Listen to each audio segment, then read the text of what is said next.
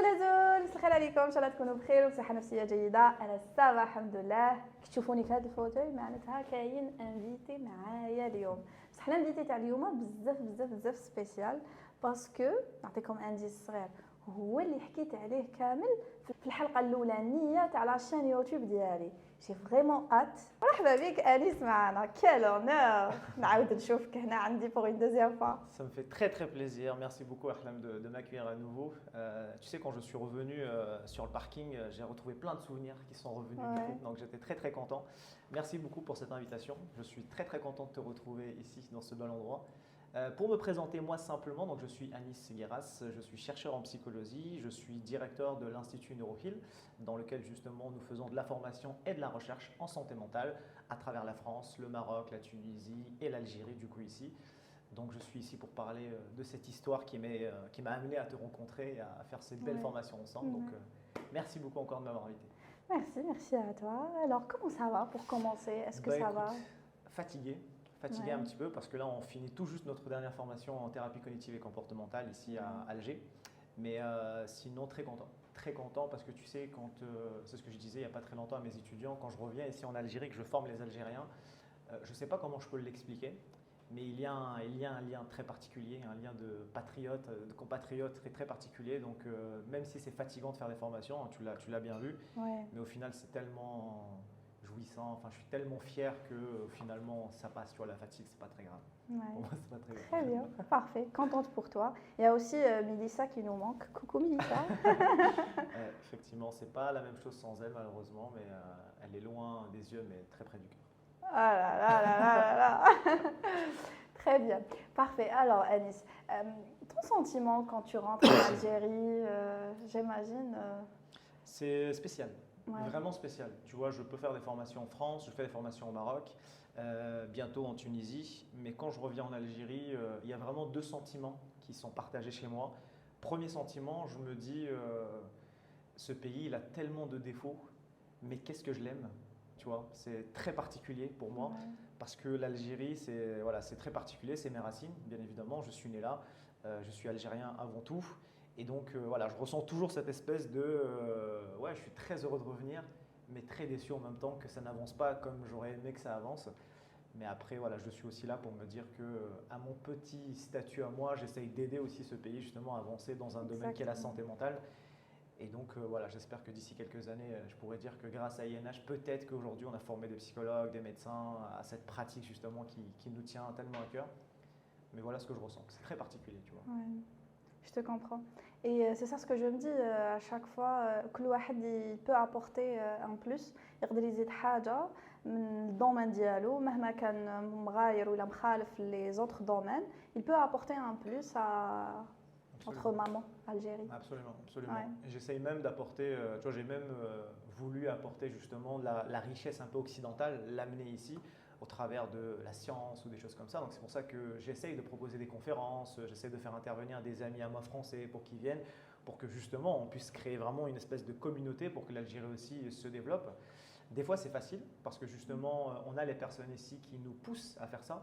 Et des fois c'est difficile quand on a l'administration qui nous dit attention Anis, les étrangers, voilà, il faut faire des démarches. Donc c'est un peu compliqué. Mais l'avantage que moi j'ai d'être algérien, du coup, c'est que forcément, j'ai pas ces blocages-là. Tu vois, c'est-à-dire que moi, on me fait confiance et donc j'essaye de profiter de cette confiance-là pour essayer d'élargir le plus possible tout ce que j'essaye de faire. Et même si c'est petit, mais je me dis que, tu vois, si j'aide 10 personnes, je suis déjà l'homme le plus heureux du monde. Donc si j'arrive à aider 1000 personnes, quoi de plus? Très bien. Anis, j'imagine que qui خليت الجزائر, c'était un petit peu difficile au début. D'ailleurs, هضرت لنا على هذه الحاجه في لو ليفر. D'ailleurs, je vous invite كامل تروحوا تضربوا طلع على لو ليفر تاعو. فرانشمون هو لو ليفر اللي حكيت عليه في ليبيزود الاولانيه كامل تاع لاشين. كنت قلت لكم باللي كاين واحد الكتاب تاع الفورماتور ديالي. Il y avait un partage personnel, franchement, il y avait des lignes, ça m'a touché. C'est très gentil, merci beaucoup. Mais oui, جاتني صعيبة كي خرجت من الجزائر. Si je change de voix, je change d'émotion aussi. Mais oui, effectivement, c'était très spécial. C'était très spécial parce que quand je suis parti, j'avais 10 ans. Tu vois, je venais d'avoir 10 ans. J'avais toute ma vie qui a été faite ici. Je ne parlais pas un seul mot de français. Je ne connaissais pas du tout le français. Et ça a été la barrière. Quand je suis arrivé en France, on est arrivé en plus dans un petit village où il y avait très peu d'étrangers, quasiment pas d'étrangers. Donc je me suis retrouvé dans une école qu'avec des Français. Et quand tu te retrouves seul comme ça, sans pouvoir parler à personne, sachant qu'il y avait d'autres éléments, par exemple, tu vois, à l'école. Donc j'étais parti ici en 5e année, tu vois, en Algérie. Et pendant les 5 ans où je suis parti, pendant les 5 ans, en fait, ça a toujours été ma mère, l'enseignante. Donc, tu vois, j'ai tout découvert à zéro. C'est-à-dire que j'ai découvert des nouveaux enseignants. C'est la première fois que l'enseignant, c'est pas ma mère. J'ai découvert la langue française. J'ai découvert une autre culture, une autre façon de manger. Tu vois, enfin, il y avait tout de différent. Donc, ça a été vraiment très difficile. Je pense que ça a été l'une des périodes de ma vie les plus compliquées. Après, j'ai eu la chance d'avoir une mère qui m'a plongé très vite dans le bain. C'est-à-dire que quand on est arrivé en France, tu sais, elle aurait très bien pu se dire on va pas le laisser, on va d'abord rester très longtemps, le temps qu'il s'adapte et tout. Mais elle, en fait, au bout de quelques jours, elle me dit non, non, il faut que vous y allez à l'école maintenant et c'est la meilleure façon d'apprendre. Et sur le moment, je lui en ai beaucoup voulu, tu vois, parce que je ne comprenais pas, j'étais petit. Mais quelques mois plus tard, je lui dis mais grâce à elle, bah, c'est ça qui fait qu'aujourd'hui je parle comme ça, c'est ça qui fait qu'aujourd'hui je suis aussi heureux, etc. Donc voilà, ça a été difficile, mais j'ai quand même appris énormément de choses, tu vois. Ouais. Franchement, bravo. Et merci Ben, pour merci. ce partage. C'est touchant, oui, parce que quand on est enfant, j'imagine, il y a cette angoisse de séparation déjà à la maman juste parce que رانا نروحوا l'école, نبعدوا عليها et tout. Et heureusement, des enfants par exemple là en Algérie, on vit juste uniquement l'angoisse تاع راني بعيد على ma mère. كاين l'entourage, كاين الكلاسة, كاين البروف اللي يحضنك اللي j'imagine que moi c'est un petit peu différent donc il n'y a pas l'entourage, il y a très différent. Surtout que j'avais pas forcément ma famille. Par exemple, tu vois, quand on est parti là-bas, mon père n'était pas venu. Il n'y avait que ma mère, mon grand frère et ma petite sœur. Ce qui fait qu'en gros, on n'avait même pas la présence paternelle. Donc ma mère devait jouer le rôle un peu de tout, hein, la maman et le papa. Donc ça n'a pas été évident. Et tu vois, si je reprends un peu ce que je raconte dans le livre, c'est pas juste de dire aux gens j'ai vécu un élément triste, j'ai vécu un passé triste, donc c'est comme ça que c'est ce que vous devez retenir. Moi, ce que je veux raconter aux gens, c'est qu'en fait, peu importe qui on est, quand vous passez d'un passé comme ça aussi compliqué, où vous vivez un changement aussi spécifique, notamment par rapport à la culture, la barrière de la langue, mais en fait, ça ne veut pas dire que derrière, vous ne pouvez pas réussir à transformer ça en une sacrée réussite. Tu vois. Et moi, je te promets qu'aujourd'hui, quand les gens me demandent « Mais Anis, qu'est-ce qui fait que par exemple, tu es aussi à l'aise quand tu parles ou dans la communication ou quand tu fais des formations ?» Mais je leur dis « En fait, si je n'ai pas vécu ce passage-là, peut-être que je ne serais pas là aujourd'hui. » Tu vois. Et c'est vraiment ça que je veux montrer dans ce livre-là, c'est qu'au final, même si moi, par exemple, je suis un peu atypique sur certains points, et bien finalement, c'est ces difficultés que j'ai vécues qui ont fait de moi ce que je suis aujourd'hui.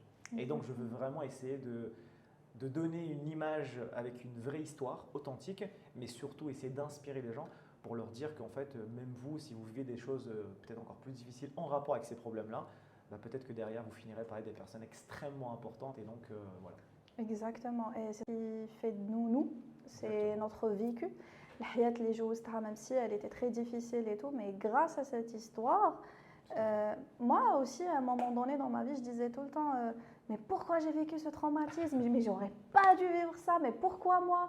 Et le jour où j'ai arrivé à accepter et tout, je me disais c'est grâce à ça que j'ai fait psychologie, qu'aujourd'hui je suis psychologue, aujourd'hui je partage et tout. Et c'est ça, c'est الحياة اللي ندوزوها الواعرة هي تخلينا نكونوا الشخص اللي رانا عليه اليوم. Exactement. Derrière, tu sais, il y a une expression qui dit derrière chaque mal se cache un bien, dans le sens où effectivement à chaque fois que tu traverses une tempête. Alors, ce qui est un peu dérangeant dans ce qu'on est en train de dire, c'est que nous, on est dans une posture d'expert, donc on sait effectivement ce que ça veut dire, mais des fois, tu sais, quand tu l'amènes à la réalité, c'est compliqué. Quand tu as des patients ou des thérapeutes qui leur disent oui, mais c'est normal que vous soyez en dépression, vous en faites pas, c'est parce que quelque chose de mieux est derrière. C'est compliqué des fois à essayer de comprendre ça parce que quand tu vis la souffrance sur le moment, tu ne vois pas ce qu'il y a derrière. C'est pour ça que pour moi, l'une des clés, par exemple, dans mon histoire qui m'a beaucoup aidé, c'est mon entourage. Tu vois, ça veut dire que quand je vivais ces difficultés-là, cette souffrance sur le moment, ben, j'avais l'entourage à côté qui me disait qu'effectivement, il y a quelque chose derrière qui se prépare et donc il faut que tu passes par là avant de trouver le soleil. Tu vois. Donc je pense que ce que tu racontes aussi par rapport à des traumas, si tu as réussi à les vivre peut-être correctement, parce que peut-être que tu as eu l'intelligence de te projeter sur ce qu'il y avait derrière, mais peut-être qu'aussi tu as été accompagné pour penser ça. Et il y a des personnes qui n'ont pas cette chance. Tu vois, il y a des personnes qui malheureusement, quand elles traversent une mauvaise période, elle ne résonne que par l'émotion du moment. Donc je souffre là tout de suite maintenant. Je ne vois pas ce que je peux gagner derrière parce que pour moi, quelqu'un qui est malade, bah, c'est juste de la maladie, quoi. C'est juste de la souffrance, il n'y a rien de bien. Alors que finalement, les gens aujourd'hui qui réussissent, bah, je ne connais personne. Tu regardes les plus grands millionnaires, les plus grandes réussites mondiales, il n'y en a aucun qui n'ait pas vécu je ne sais combien de traumatismes. Parce que c'est les meilleurs apprentissages de la vie. Oui, tout à fait, tout à fait. Franchement, merci beaucoup, c'est passionnant. J'imagine, à la Koga branchée, même si je suis là, je suis en train de poser.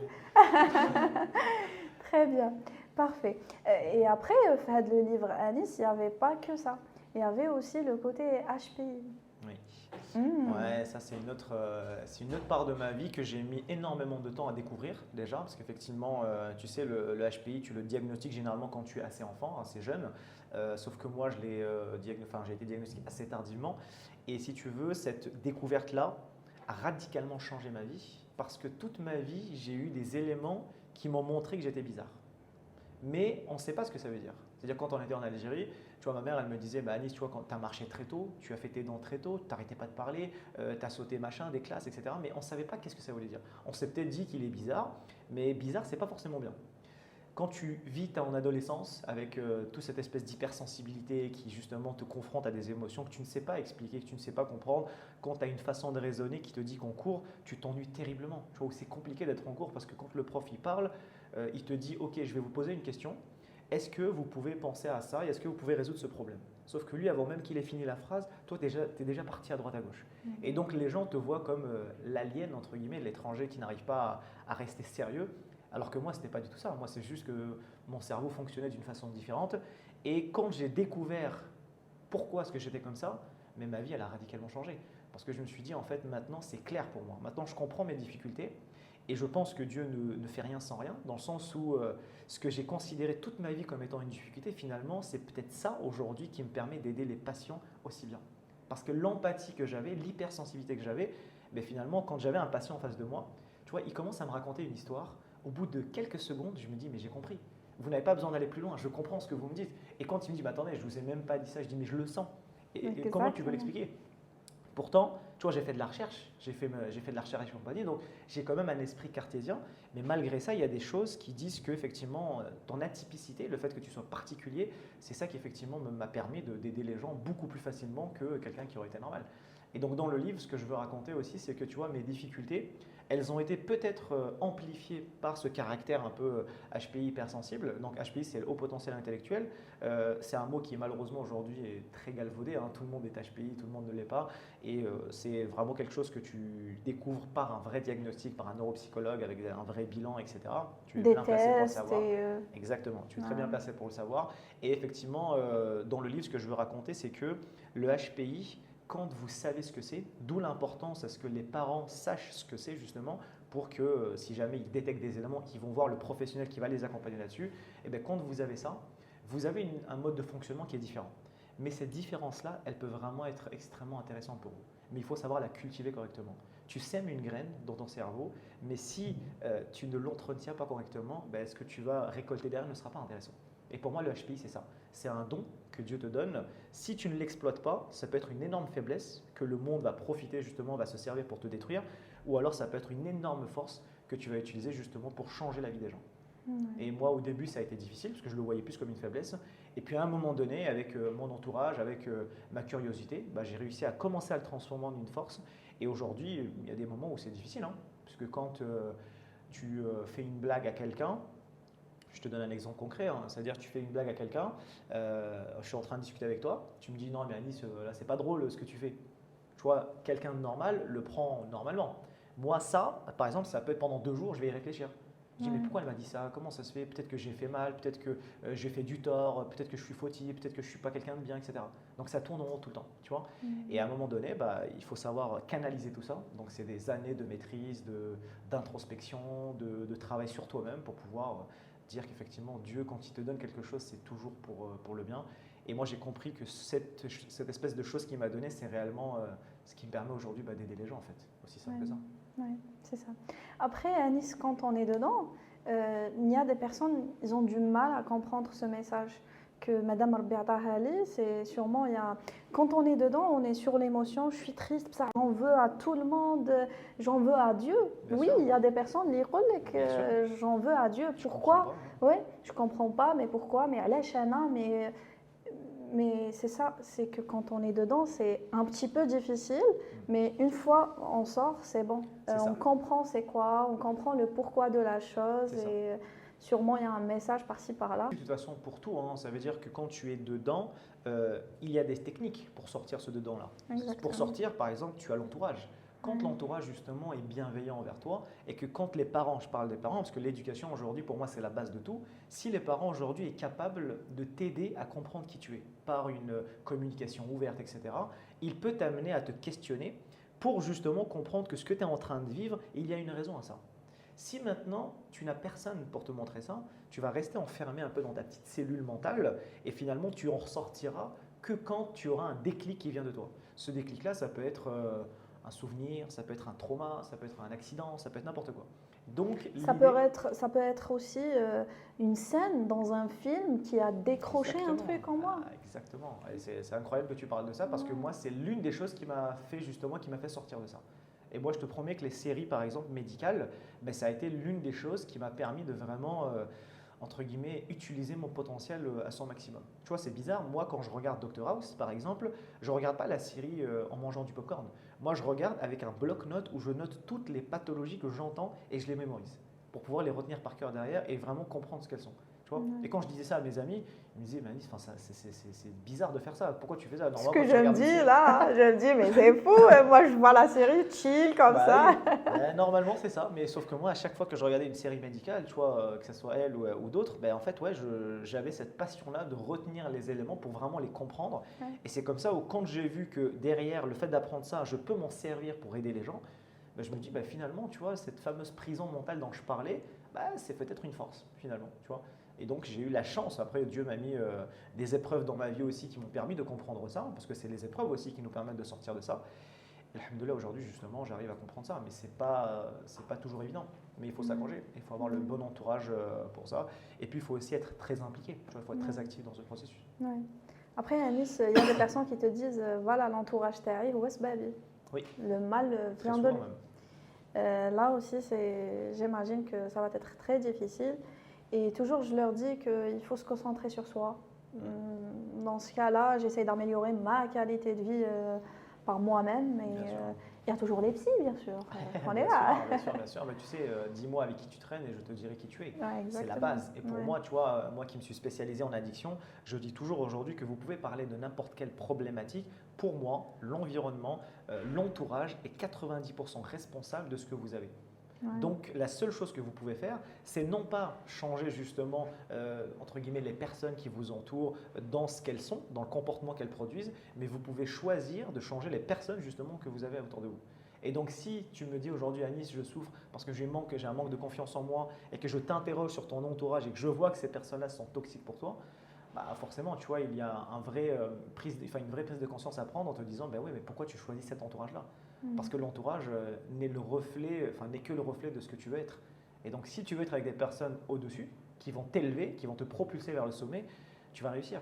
Mais si tu veux être avec des personnes justement malsaines, toxiques, qui vont te pousser vers le bas, bah, malheureusement, tu finiras par y aller, que tu le veuilles ou pas.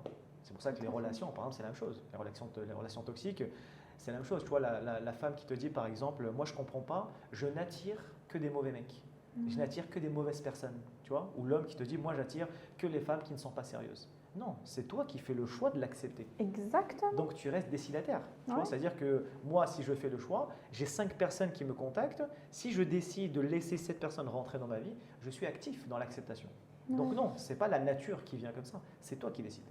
Et donc, tu sais, Anis, pourquoi j'ai dit la formation qui a changé ma vie dans la première vidéo que j'ai postée sur la chaîne, quand j'ai vu l'amour de Mélissa et Anis comme ça, live, franchement, ça a changé plein de choses. Tu sais, quand on est psy, on travaille avec la pathologie, donc c'est vrai que tu dis que oui, ça n'influence pas, oui, je sais faire des limites, je sais comment débriefer par la suite, j'ai mon superviseur, machin, mais quand j'ai vu le couple, je me suis dit, mais attends, il faut que vraiment je commence à voir ce côté-là parce que... c'est une chance que je ne peux pas décrire. Ouais. Vraiment, avoir Mélissa avec moi, tu vois, quand je lui dis, et puis même, tu sais, dans les relations aujourd'hui, il y a des mots, il y a des termes, il y a des façons de parler qui font que finalement, aujourd'hui, ça devient trop facile à dire. Tu vois, les je t'aime, les machins, c'est facile à dire. Ouais. Mais quand je lui dis que pour moi, c'est vraiment Dieu qui m'envoie un cadeau pour me dire, Anis, tout le bien que tu as fait dans ta vie, tiens. Oh là là. Je te récompense comme ça. Et je te jure que moi, c'est comme ça que je la vois. Et en plus de ça, l'avantage que j'ai, et ça, bien évidemment, tu sais, c'est difficile aujourd'hui de concilier, on va dire, travail et vie privée. Sauf que vu que j'ai quelqu'un qui partage le même monde que moi, bah, du coup, c'est beaucoup plus agréable. Mais oui, c'est ça, c'était dans ça en fait. Bah oui, ouais. c'est ça. Et ça, c'est vraiment génial parce que du coup, sa passion, elle, c'est aider les gens. Ma passion à moi, c'est d'aider les gens. Donc, on s'est retrouvés un peu dans ça. Et en fait, ça devient plus ma mission, mais notre mission. Tu vois. Et donc ça, pour moi, effectivement, ça a été une énorme chance. Et le fait de profiter de mes formations, c'est aussi parce qu'elle est l'épaule sur laquelle je peux me reposer de temps en temps. Et donc, effectivement, tu vois, quand tu étais avec moi pendant la formation, c'est un peu ce que me disent tous les étudiants. Ils me disent qu'effectivement, INH, c'est à Nice. Mais ce que je leur dis, je dis oui, le cerveau d'Anis a construit le programme, mais le cœur de Mélissa porte INH. Tu vois. Oh là là. J'avais pas noté les poésies, hein. Il faudrait que je les note ces petits trucs-là. Rabbi yahfadkoum, Inch'Allah, que Dieu vous beaucoup. protège, Inch'Allah. Ah, franchement, je vous aime. J'adore vous voir ensemble. Tu vois, là, quand vous postez des stories, like, j'adore. On vous encourage pour que vous partagez plus. Parce que tu sais, dans notre société, c'est devenu que... Bon, je te parle des réseaux sociaux algériens. Oui. Tu sais, le nombre des influenceuses qui ont divorcé en Algérie. Ouais, oh là là, mais c'est dingue, on voit que ça, que ça. Et tu vois, là, je reçois des patientes qui me disent Halim, c'est angoissant, j'ai peur, du coup, c'est ça le mariage, telle influenceuse. Je te jure, Anis, une patiente, elle m'a raconté, elle m'a dit j'étais tellement influencée par elle, son couple était parfait. Et boum, un divorce. Elle m'a dit je suis choquée. Et c'est ça, quand on voit ça, c'est vraiment. Après, quand je viens vers vous, je vois là l'amour sain, bien, stable. Après, je sais qu'il y a des hauts et des bas, mais c'est ça, c'est qu'il y a une vie stable quand même. Parce que tellement on voit que la pathologie, que des couples par-ci, par-là, des conflits et tout. Donc, c'est rassurant un petit peu pour les personnes. Bien sûr.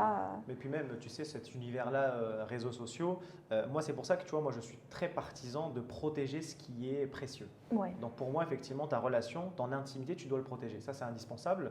Après, nous, ce qu'on montre, par exemple, sur les réseaux, effectivement, c'est nous, c'est notre vie, c'est de façon authentique. Tu vois, on ne poste pas énormément, même si j'aimerais plus poster, mais j'ai pas le temps. Mais voilà, tu vois, par exemple, ce qu'on partage avec Mélissa, et puis même les discussions que je peux avoir avec mes patients ou même avec elle, quand on voit les couples qui s'exposent sur les réseaux sociaux, même pas forcément les couples, mais même que les influenceurs, hein, tu vois que l'être humain aujourd'hui a une faculté contre-intuitive, ou du moins qu'il ne contrôle pas, d'être justement influencé par ce qu'il voit. Et en fait, si tu veux, quand tu vois quelqu'un réussir, tu te fais une norme dans ta tête. Tu te dis, ok, ça, c'est ce que devrait être le bonheur. Alors que les réseaux sociaux ne sont que la face émergée de l'iceberg. Tu connais l'iceberg justement avec le conscient et l'inconscient, c'est la même chose. C'est-à-dire que ce que tu vois n'est que ce que j'ai envie de te montrer. Mais la réalité des choses, c'est pas ça. C'est pour ça que, bien sûr qu'avec Mélissa ou avec dans n'importe quel couple, tu as des hauts, des bas, etc. Oui, mais je pense qu'il faut protéger justement son intimité. Et nous, si on arrive à inspirer des gens en leur montrant qu'un Français avec un Algérien, musulman, musulmane, qui arrive à créer quelque chose de beau, malgré leurs différences, tu vois, nous, ça nous inspire. Tu vois, quand on arrive à montrer aux gens que non, ce n'est pas la culture qui fait que tu ne peux pas être heureux en couple, ce n'est pas la religion qui va te bloquer, parce que la religion, elle va t'aider à être heureux en couple. Tu vois. Et donc, les patients, effectivement, quand ils souffrent de ça, voilà, si j'arrive à les inspirer, des fois, je leur donne des cas concrets de ma situation. Je ne vais pas dans le détail, mais je leur donne des petites images. C'est le modeling. Exactement, c'est ça. Et donc, du coup, ça peut les aider, mais effectivement, il faut faire attention. Il faut faire attention aux réseaux sociaux parce que ce qu'on voit, tu vois, Henri Bergson, qui est un grand philosophe, disait « Les yeux ne perçoivent que ce que l'esprit est prêt à comprendre ». Autrement dit, ce que tu vois n'est qu'une petite partie de la réalité. Et bien les réseaux sociaux, c'est la même chose. Quand tu vois les fit girls, les personnes qui font de la musculation et qui te disent que voilà, pour avoir un corps comme ça, il faut juste faire ça, ça, ça. Mais non, tu ne sais pas ce qui se passe derrière la caméra. Tu vois, il y a Exactement. plein de choses qu'on ne voit pas. Tout à fait. Et malheureusement, quand tu es un patient, quand tu es fragile, ben, tu absorbes, tu absorbes, tu absorbes. Et pour toi, c'est ça la réalité. C'est-à-dire que Ouais. si tu ne fais pas cette réalité-là, tu n'es pas dans la norme. Donc tu es ce qu'on appelle un déviant. Et ça, Ouais. c'est ce qui peut créer, par exemple, les troubles de la conduite alimentaire Ouais. chez les personnes en rapport avec le sport ou des choses comme ça. Ouais. Donc c'est un fléau si tu n'es pas suffisamment armé pour te protéger de ça. Tout Très à clair. fait. Combien de couples se construisent sans jamais se connaître? Tu vois, combien de couples se construisent sans même pas échanger par message une fois? Et ça peut générer des problèmes. Ouais. Ça peut réussir quand on était dans les années précédentes, mais aujourd'hui c'est compliqué Très compliqué. de t'aventurer dans une relation aussi engageante que Ouais. le mariage sans connaître la personne. Ouais. Et en France, dans l'Occident par exemple, où tu n'as pas cette dimension culturelle religieuse, ben, c'est la même chose. C'est-à-dire que tu t'engages physiquement, tu t'engages par exemple à vivre avec la personne, alors que tu n'as même pas pris le temps de savoir comment est-ce qu'elle pense, comment est-ce qu'elle raisonne, quelles sont ses faiblesses, ses compétences, ses qualités. Et pour moi, la communication, même si c'est un mot qui est facile à dire, mais la communication, c'est la base. Tu vois, c'est la base de tout. Pour que tu puisses construire quelque chose de bien, il faut oser poser des questions. Et aujourd'hui, on ne pose plus les questions. C'est-à-dire qu'aujourd'hui, si moi, je rencontre quelqu'un, je lui dirai uniquement ce qu'elle a envie d'entendre. Elle va me dire uniquement ce que j'ai envie d'attendre. Et quand je rencontre sa vraie nature, tu me dis, mais c'est pas elle que j'ai rencontrée. Et Par donc, peur choc. aussi. Oui. Bien sûr. Par peur, j'ai peur de perdre la personne. Bien Et sûr. cette personne, elle répond à certains besoins. Donc oui, je la garde et je lui dis que ce qu'il a envie d'entendre et Exactement. puis c'est tout. Parce que c'est le confort. C'est tu vois. le confort, C'est plus oui. facile de rester dans notre routine à nous plutôt que Exactement. recommencer à zéro, retrouver quelqu'un, dire à mes parents et tout. Oui. Sauf que la vie, c'est pas ça. Tu Ouais, vois, la vie, elle est exactement. trop courte pour moi pour te rendre triste, te rendre malheureuse parce que Ouais. quelqu'un te maltraite ou des choses comme ça. Tu peux pas. Exactement. Tu vois, un homme qui est malheureux aujourd'hui parce que sa femme, entre guillemets, ne lui apporte pas ce dont il a besoin. Enfin, je veux dire, la vie est beaucoup trop courte. Il y a des gens qui meurent chaque jour, justement, et des fois, nous, on s'arrête à des détails, mais infimes. Ouais, mais tu n'as pas fait la vaisselle, entre nous deux, ça ne va plus marcher. Tu vois, l'humain, on arrive là. Tu vois, des fois, il en arrive vraiment à ces détails-là. C'est vrai. Et pour moi, ça me fascine toujours. Ça me fascine toujours de voir cette Ouais, tristesse-là, même si, bien évidemment, derrière ces petits actes-là, il y a beaucoup de choses. Tu sais, quand on pense thérapie de couple, beaucoup de gens pensent par exemple que ce qui amène les gens à se séparer, c'est la tromperie, c'est il m'a frappé, c'est elle m'a trompé. Mais des fois, moi en tout cas, quand j'ai fait les thérapies de couple, ce que j'ai vu comme raison de séparation, c'est oui, mais il ne me dit pas assez je t'aime avant de dormir. Ouais. Oui, mais le matin quand on se réveille, il ne me prépare pas le croissant. Oui, mais quand je prends la voiture, il ne m'ouvre pas la porte. Oui, mais quand il fait la vaisselle, à chaque fois on s'embrouille pour la même chose. Ouais. Tu vois, c'est des micro-détails comme ça qui détruisent des couples. Ouais. Parce qu'il n'y a pas de communication. Tout à fait. Et je trouve que des personnes, ils ont de la connexion, mais ils ont un langage d'amour différent. Oui. Il ne me dit pas des je t'aime, mais il est là, il est présent pour moi. Et tu as les gens qui ont peur. Ouais, bien Ils sûr. ont peur de confronter, comme on vient de dire, de poser des questions. Le conflit leur fait peur. Bien sûr. Pour eux, être en conflit avec quelqu'un, c'est la C'est pas séparation, normal. c'est la fin. Bien sûr. Alors que oui, tu vas rentrer en conflit, tu vas découvrir la C'est personne, ça indispensable. va t'aider à poser tes limites. Et aussi, l'autre personne aussi peut poser ses limites et se connaître pour Bien sûr. aller loin. Mais aujourd'hui, ça casse trop vite. Tu vois, Ouais. aujourd'hui, quand il y a quelque chose qui ne va pas, bah, je change. Tu Je vois. change, Si tu ouais. regardes nos parents, nos grands-parents, l'amour à l'algérienne, tu vois, que j'appelle l'amour à l'algérienne, c'est pas je t'aime. C'est justement je te le donne, mais sans te le montrer à ma façon, à moi, et tu le comprends. Tu vois. Et quand ça ne va pas, l'idée que je dois me séparer pour changer ne me traverse même pas l'esprit. Ouais. Pour moi, la dispute fait partie du couple. Ouais. Tu vois. Tout à fait, tout à fait. Alors, Anis, Oui. pour moi, Pour toi. number one, en hypnose. Parle-nous un petit peu d'hypnose. Ah, l'hypnose. Attends, attends, j'ai une question. Oui. Est-ce que c'est vrai l'hypnose haram? L'hypnose haram. Eh bien, si l'hypnose haram, donc rêver c'est haram. Donc Ok. respirer c'est haram. Ok, Parce que l'hypnose est aussi naturelle que la faculté que tu as de rêver, de respirer, de te relaxer, ok, tout simplement. d'accord. Et est-ce que c'est vrai, on dort pendant l'hypnose et tu changes des idées en moi, tu تخلط لي في عقلي, tu me supprimes des choses. Est-ce que c'est vrai? Eh bien, pas du tout. Pas du tout, pas du tout. Parce que si tu veux, avant, quand on a commencé à faire de l'hypnose il y a très très longtemps, parce que l'hypnose existe depuis presque l'humanité, on pensait qu'effectivement, alors déjà le mot hypnose, c'est du grec du sommeil, donc on a toujours assimilé l'image de l'hypnose au fait de dormir. Et en fait, avant, on ne savait pas comment distinguer le sommeil de l'hypnose. Quand on a commencé à intégrer les techniques d'imagerie cérébrale, on a dit, effectivement, maintenant, il faut savoir, est-ce que l'hypnose, c'est la même chose que le sommeil ou pas? Et donc, on a commencé à mesurer. On a commencé à mesurer l'activité cérébrale du cerveau. Dans les années 90, par exemple, on a eu des grandes études assez majeures qui nous ont montré que quand tu es en phase d'hypnose, ton cerveau est bien plus actif que quand tu es justement dans un état d'éveil normal. Et c'est très différent du sommeil.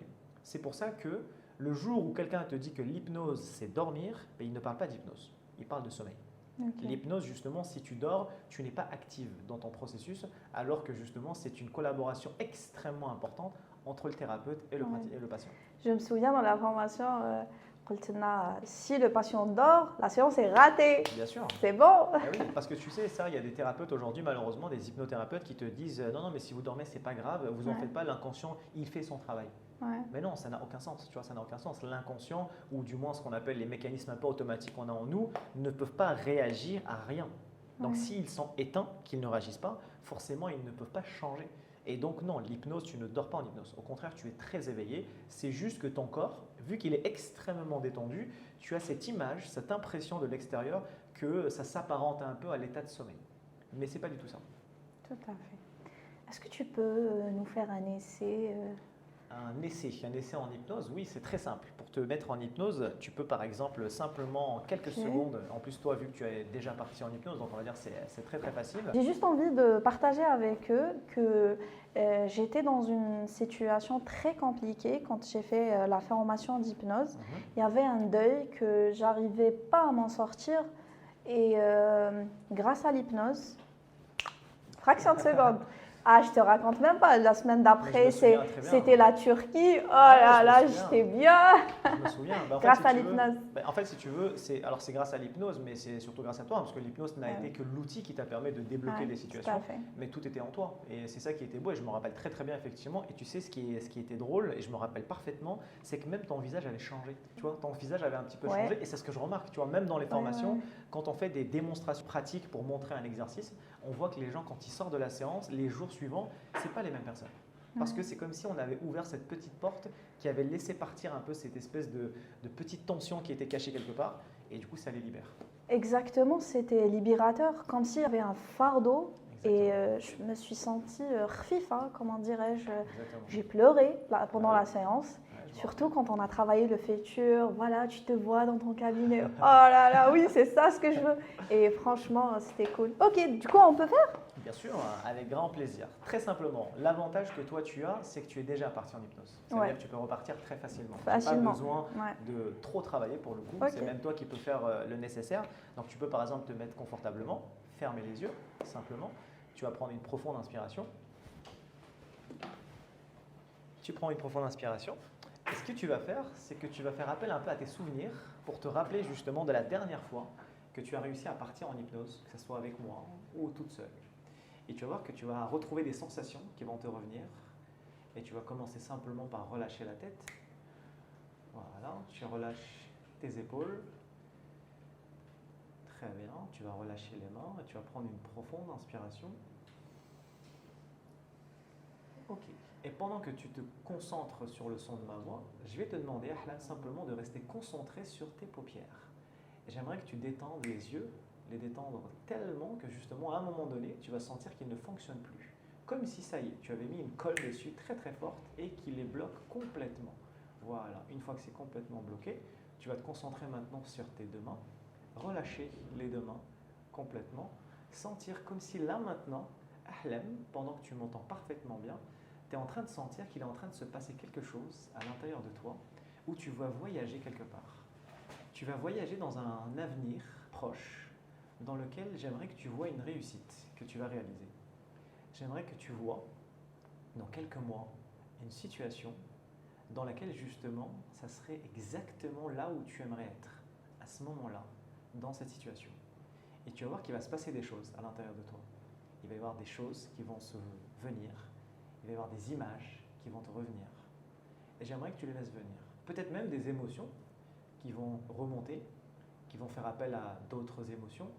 Et comme tu le sais, en hypnose, il faut laisser les choses venir, car c'est comme ça, justement, que tu peux en profiter. Tu sais que tu es en parfaite sécurité. Tu sais qu'à tout moment, tu es libre de tout contrôle. Et j'aimerais que cette émotion, justement, que tu perçois, tu la laisses venir et qu'elle devienne 10 fois plus forte. 10 fois plus forte, parce que je sais que justement, la libération que tu vis, là maintenant, c'est le plaisir que tu as envie de retrouver. Bientôt, prochainement. Voilà, très très bien.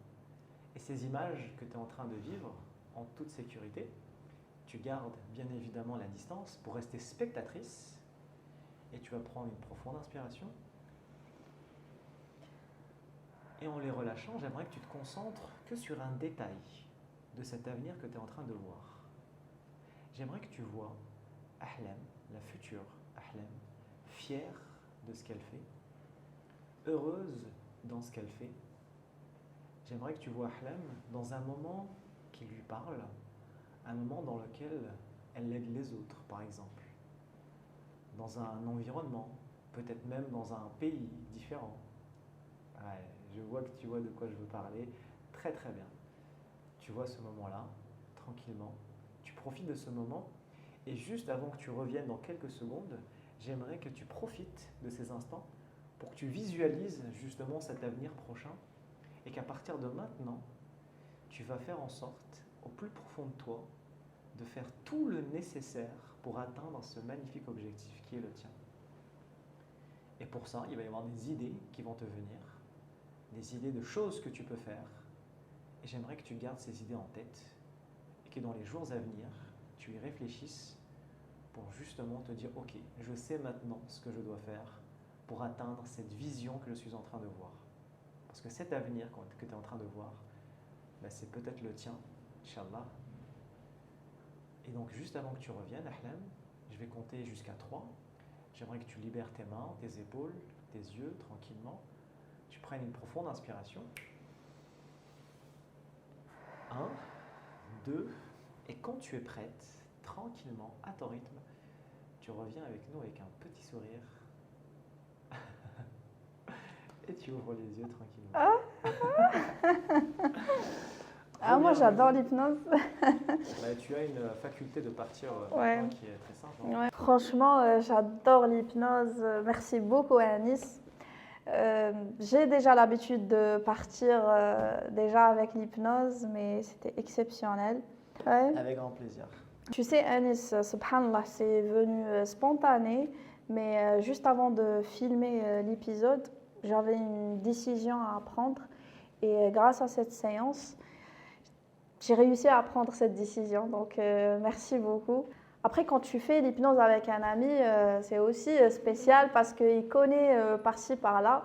Donc, merci quand même. J'ai pleuré carrément, donc j'imagine. Ah, c'est authentique, hein. Là, tu es dans la réalité des choses. Ouais, merci beaucoup. Et sur ce, je te dis, je te souhaite beaucoup de réussite et merci beaucoup, merci infiniment pour ce partage. C'était vraiment génial et c'est un honneur pour moi de s'attabler comme ça et de parler sur ces sujets-là. Donc, Yatik Saha. Et on se retrouve, Inch'Allah, dans d'autres épisodes, oui, pourquoi pas. Merci beaucoup, Ahlam. Et ne change surtout pas la personne que tu es. Ah, merci.